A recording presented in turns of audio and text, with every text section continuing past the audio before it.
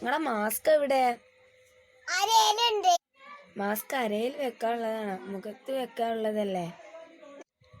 അല്ലെങ്കിൽ കൊറോണ വരില്ലേ? നിങ്ങൾക്കറിയില്ല അസുഖങ്ങളുള്ളത്.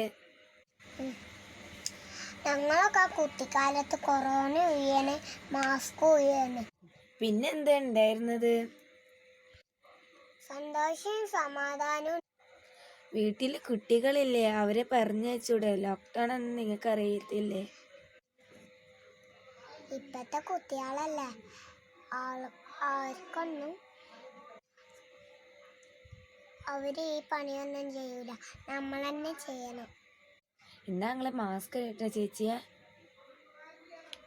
അല്ലെന്ന് പോലീസുകാർ